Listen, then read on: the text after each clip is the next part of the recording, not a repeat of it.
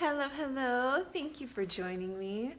This is day 1 of vocal readings from book 17 by Thich Nhat Hanh, Touching Peace, Practicing the Art of Mindful Living.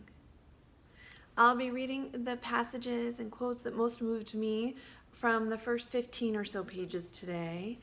And I can share with confidence, after having begun this book, that the way that Thich Nhat Hanh describes his process of touching peace and his mode of discovery of that is positively delicious.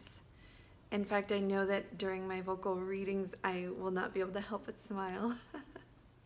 I'm just going to let that come through in my voice. Without further ado, I'll get to it. To live in the present moment is a miracle. The miracle is not to walk on water. The miracle is to walk on the green earth in the present moment, to appreciate the peace and beauty that are available now. Peace is all around us, in the world and in nature and within us, in our bodies and our spirits. Our right hand has touched our left hand many times, but it may not have done so with compassion. Let us practice together. Breathing in and out 3 times, touch your left hand with your right hand and at the same time with your compassion. Do you notice that while your left hand is receiving comfort and love, your right hand is also receiving comfort and love? This practice is for both parties, not just one. When we see someone suffering, if we touch her with compassion, she will receive our comfort and love. And we will also receive comfort and love. We pay so much attention to what is wrong. Why not notice what is wonderful and refreshing? We rarely take time to appreciate our eyes. When we touch our eyes with our hands and our mindfulness, we notice that our eyes are precious jewels that are fundamental for our happiness. Those who have lost their sight feel that if they could see as well as we do, they would be in paradise. We only need to open our eyes and we see every kind of form and color, the blue sky, the beautiful hills, the trees, the clouds, the rivers, the children, the butterflies. Just sitting here and enjoying these colors and shapes, we can be extremely happy. To practice love is, first of all, to practice love directed toward ourselves, taking care of our body, taking care of our heart, taking care of our liver. We are touching ourselves with love and compassion. When we have a toothache, we know that not having a toothache is a wonderful thing. Breathing in, I am aware of my non-toothache. Breathing out, I smile at my non-toothache. We can touch our non-toothache with our mindfulness and even with our hands. When we get in touch with our eyes, our heart, our liver, our breathing, and our non-toothache and really enjoy them, we see that the conditions for peace and happiness are already present.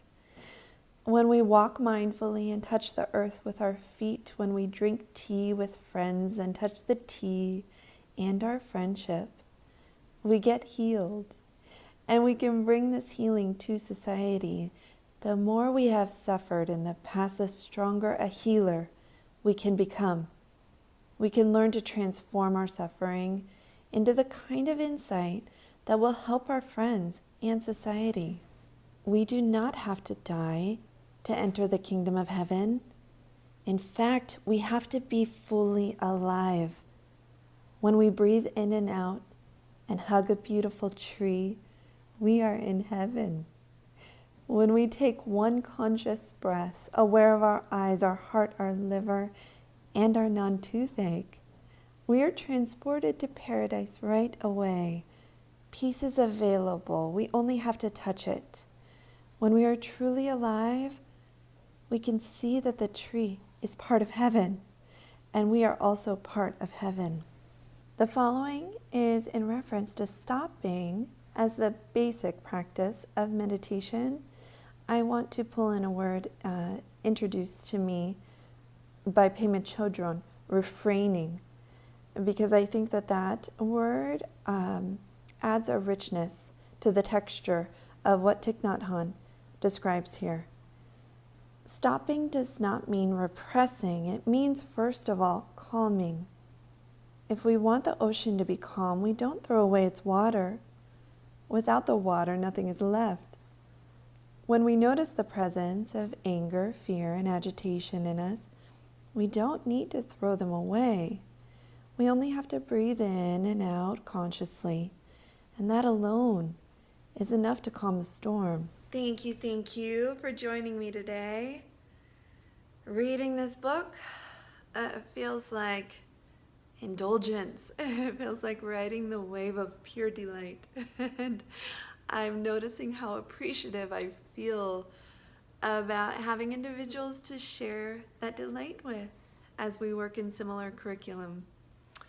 I look forward to my vocal readings tomorrow and throughout the week, and I wish you a lovely day.